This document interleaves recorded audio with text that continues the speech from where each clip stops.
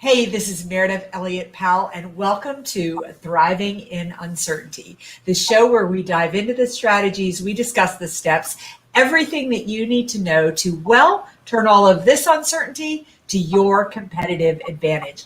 I am super excited to have a powerhouse with me today and somebody that I am lucky enough to call a friend, Lara Williams. She is an attorney. She is an HR expert. She is somebody who knows everything that you need to know about re-engineering and reinventing your business. Welcome, Lara. Thank you, Meredith. So good to see you and great to be with you. Well, tell everybody, those one or two people that may be out there that don't know you, a little bit about you. So, as you said, I am an HR lawyer. I'm also an HR business consultant. I provide a lot of people management strategy and advice to leaders, and a keynote speaker. And right now, in everyone in this field, we're in high demand, to say the least. Yeah, there's a lot going on right now. But really, when I think about you, I really think about you as so much more than an HR attorney. I mean, you're truly a thought leader in the industry. And you kind of have a fascinating story as to how you kind of found your expertise. You know what? I'll tell you, in my mind, be it delusion or not, this is what I refer to myself. I refer to myself as a workplace calibration specialist or expert. Because really, at my core, if you want to know my core story, I come from parents that really were in the HR and organizational behavior space long before I recognized it as such. So my dad was a sociologist, professor in organizational behavior, and I've told the story many times. Growing up as a child in the 70s, I mean, I try to pass myself off as a redhead. I'm actually a silver fox. So first admission. I hear you. But, around the dinner table, he was talking about how organizations behave. And, he's so passionate. And literally, back in the 70s, being a young kid, you couldn't be like, I don't want to hear any more of this. So I used to nod along. But it really infused, right? It really became kind of a DNA for me. And my mom, she was a people manager. And so she'd bring to the table, and they were always talking about issues that, she would have in managing people. So that really became my kind of ethos, if you will. And, I, again, probably don't think of myself as much as an attorney. We do that work. I've got a law firm and an HR consulting firm. But the mandate I'm getting right now, or the requests we're getting from organizations, because that's our orientation, we help employers, is often one word in this reality, which is help. Help. So let's dive into that, because really what I love to do with this show is give people practical strategies and tips. Where are the biggest pain points that you're seeing in the marketplace right now? I'd say the biggest pain points really spawn from the reality that it's like somebody has, a very big being, has grabbed the rug out and just pulled the rug out from everybody. So it's been very leveling, very equalizing. And in the organizational context, it's manifesting in fear, anxiety, not properly navigated, mistrust. And leaders are ever so unclear, tentative about communicating, because leaders oftentimes they want to be able to lead from certainty, and they've got their strat plan. We've got objectives, and we're going to talk about our mission, and everything has been turned on its head. So a lot of what's happening is almost like a self-fulfilling prophecy. A lot of leaders have stopped communicating, or at least not communicating effectively. A lot of leaders aren't adept at dealing with employees who are now working remotely. That does take some special skill. And so right now we're in this kind of flux of, people feeling that they want to cleave onto something. And in the organization context, it's really hitting, business leaders who are dealing with teams that need their three things: comfort, compassion, and a sense of connection. And those are and the things that we used to kind of brush off to the side and say, oh, that's soft stuff. We want to really talk about hard strategy, what's bottom line hitting. Those softer skills as leaders, those needs that we all have as human beings, that's what it needs to fuel your strategy these days. So it's a different time. And those are three things that I'm seeing that if business leaders don't address and don't tune into how to really feed these needs, then they're going to struggle. So what if I'm a leader and I'm in that unenviable position that I'm middle management, right? And so I have got to produce the results. Yeah. At the same time, I've got experts like you telling me the best way to get to those results is through these soft skills. Help me understand how I can begin to execute on those. At the same time, be mindful that it is a business. I've got to produce a result. Unfortunately, the bill's got to be paid, right? So how do you help people balance all of that? Well, you balance it because, and I think this is what's been the hallmark of the touch, if you will, of our brands and how we've served leaders and HR, practitioners and professionals for years, is how do you kind of translate that into a business case, right? And there's a hard bottom line business case to be made for empathy, for compassion, for ensuring that employees have a sense of connection to each other, to their leader, to the perhaps evolving business objectives. And it manifests, and this is the benefit that I've had of kind of having the attorney label or aspect to me, because I can make that connection and how it impacts bottom lines. It impacts from the perspective of employees wanting more flexibility, employees in we're in a mental health crisis right now, right? Yeah. We haven't even skimmed the surface. We think we've gotten it. We haven't gotten it. I think when we're really going to hit it is when, for those of us particularly that are in kind of colder climes, but I think even globally, when we hit midwinter, it's been really tough. The mental health crisis is the echo pandemic, as it's been called. So that has bottom line impact, right? The efficacy of your leaders being able to, as I mentioned before, manage remote teams, that has bottom line impact, right? Mm-hmm. So the measure of kind of absenteeism, disengagement, presenteeism, all of these things, they're measurable. They're measurable. It's just we often don't think traditionally to connect them to people needing comfort, people needing compassion and empathy during this time. I was doing some research this morning and looking for trends for 2021. And the biggest thing that kept popping up is the number one challenge that businesses, no matter their size, are facing for 2021, whether it's an entrepreneur or somebody who owns a Fortune 500, runs a Fortune 500, is their uncertainty. Is that we literally have no idea what's going to happen, right? I mean, what are these vaccines going to do? How many people are going to take them? Literally, what impact is it going to have on the economy? What industries are going to pop that back? When will lockdowns go off? I mean, we just have no clue. How do you build a strategy in an environment like that? Well, this is the thing, because I used to fancy myself to be somewhat of a futurist, right? Yeah. Right. And what we're seeing now is that organizations and leaders are still waiting for someone to, strike the thinker pose on a rock and just tell us how things are going to be.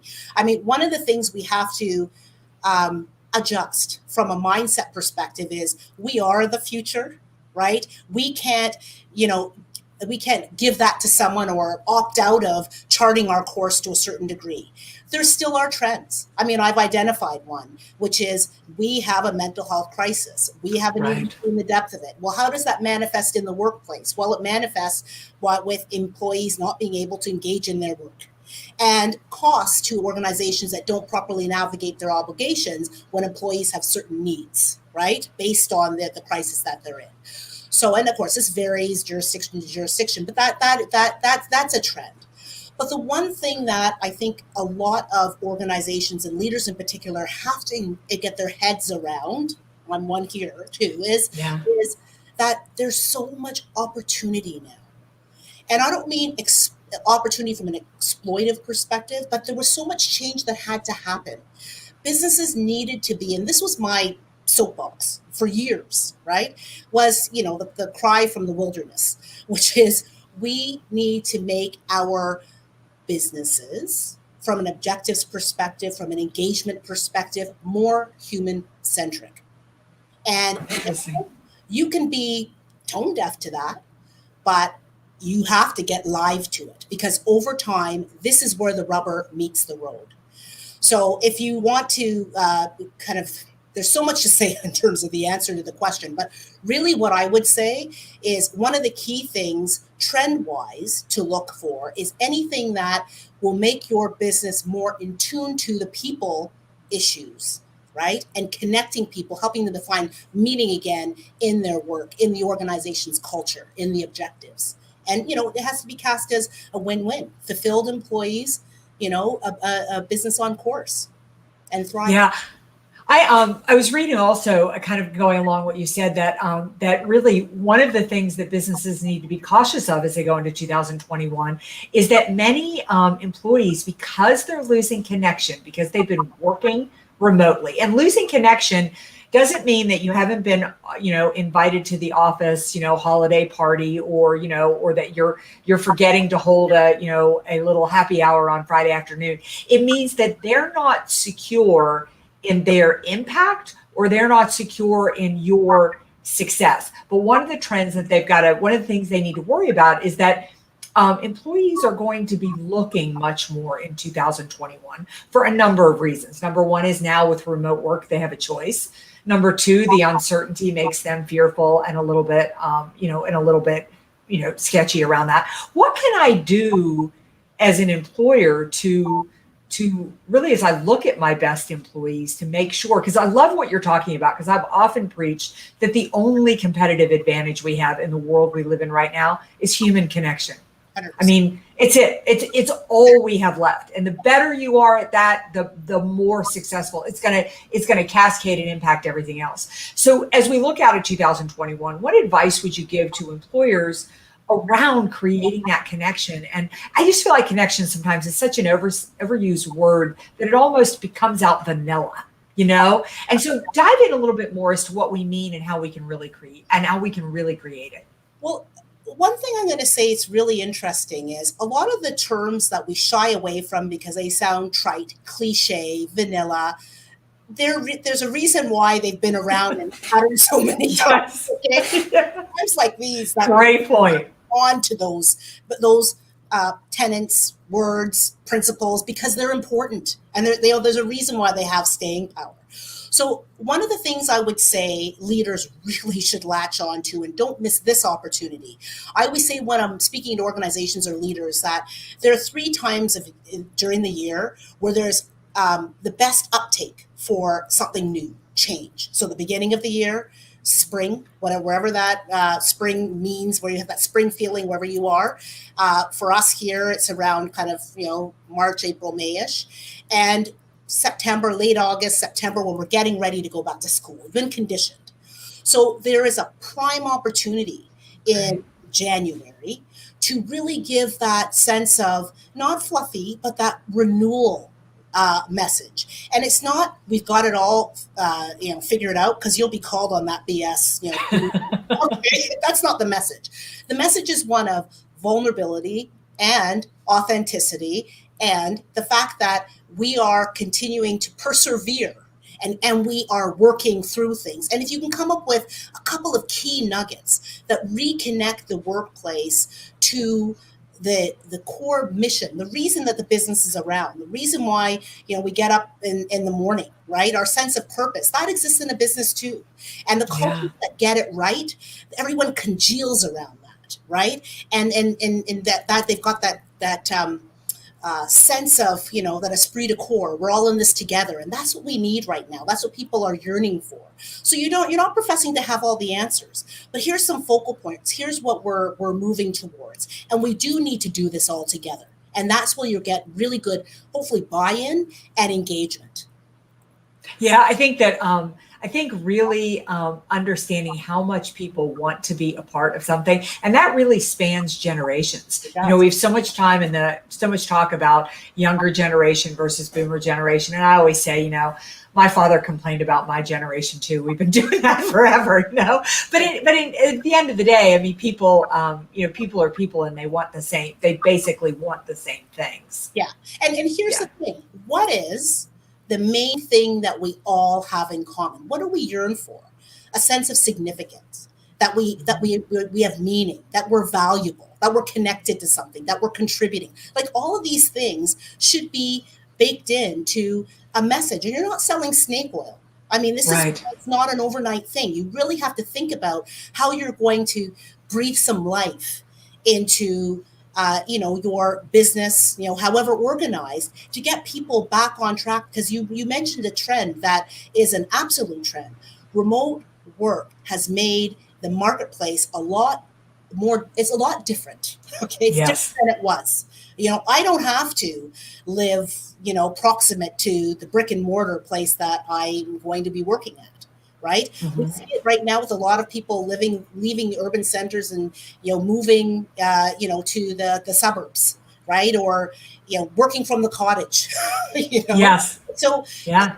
really, it's important to try your best through a really solid, genuine message to just kind of tether your talent, your key talent, to the meeting and connect them to the business. So I want to before I let you go off from here, I want to make sure that we go back and we revisit this word calibrate. This is your word, this is your brand. Sort of take us inside what you mean by that and what impact it has on businesses and organizations when you work with them to calibrate the business. Well, it's so funny because it's not like I thought strategically one day, this is going to be my kind of brand identity word. I was Yeah. doing a lot of keynotes, featuring on podcasts, and I kept using the word, and the word would resonate. And people would come back to me and say, calibrate, like, who uses that in the workplace context? But that's how I've always kind of looked at it. Businesses that really get it, they get that really at the end of the day, what destabilizes businesses, and a lot of businesses that were not really all that solid, Yeah. they came down fairly quickly like a house of cards and had to reimagine, rethink very quickly. Right? But there's something to be said about organizations paying attention to, there's some foundational conditions, there's a bedrock that has to be set for an organization to be solid. And that's the only way, once you pay attention to these conditions, that's how you can really optimize, calibrate your people so that they're optimized for the furtherance of whatever the business mission is, whatever the vision of the business is. So when I talk about calibrating, there's some very key things that employees have to be oriented on, have to be kind of refocused on routinely, and have to be connected to, for them to really be in the right place for them, which is the magic, for them to really help the business further its objectives. Here's my favorite thing about our conversation today is the fact that what we're really talking about are the basics, the foundations, the things that have always been there. I don't know about you, but I get asked so often for, something sort of magical, something sort of sexy, something sort of, different. And we can certainly always pepper any, presentation or any consulting job with a little bit of that. But at the end of the day, business is hard, and it's about rolling up your sleeves, and it's about consistency and doing the work over and over again. Wouldn't you agree? 100%.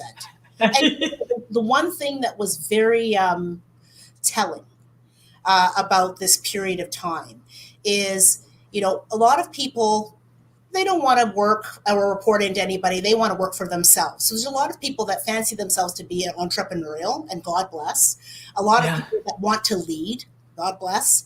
But when the what hits the where, that's when your mettle is tested. Because life isn't meant to be sunshine and lollipops, right? There's a reason why there are fewer leaders than people that are, helping leaders to manifest whatever the vision or dream is. Right. And Right. there's no shame in either game. But the point is, a lot of people that, thought that they, this is they're called to entrepreneurialism, or they're called to leadership. Their knees, those that really, aren't too stable in it, their knees started to knock pretty quickly in this thing, along with everybody else's. What you find is that people that are truly entrepreneurial, truly true leaders, that they will see that in this flux, in what's felt like seismic shifts in the landscape as we knew it, there's a lot of opportunity, right? Yeah. There's a lot. We things stood to change. We needed to make changes, and now is a perfect opportunity. All right. So last two questions. Number one is, what is your advice to our listeners as they get ready to head into 2021? What do they need to focus on? And then wrap us up with how we find out more about Lara Williams and all you have to offer, and how we follow you and stay in touch.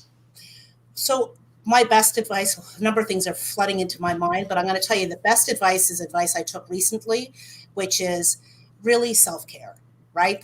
We're in a time of, put the mask on first. Again, we talk about, being entrepreneurial, being leaders. If you are natural to that, or you've skilled up to be that, you probably went through a period like I did, where it was like a scene from The Beautiful Mind.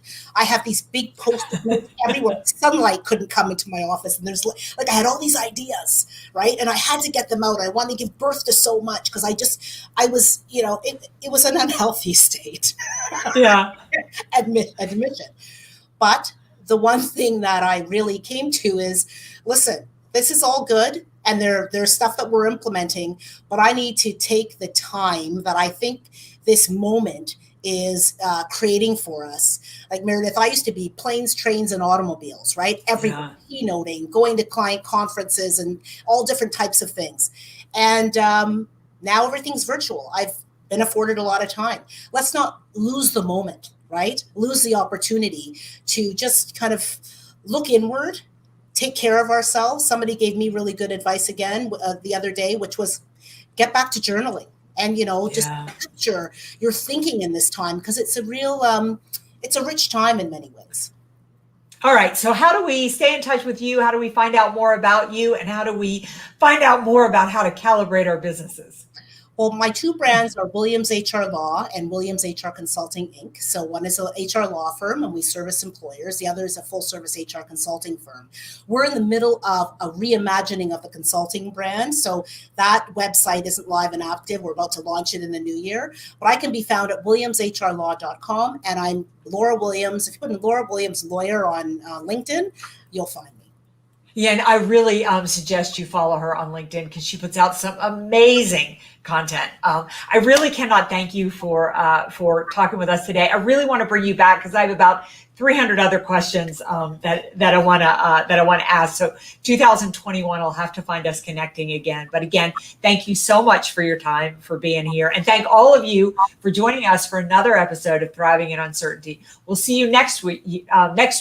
Not next year yet. We crack even more strategies and ideas to turn all of this uncertainty to your competitive advantage. Thank you. Bye.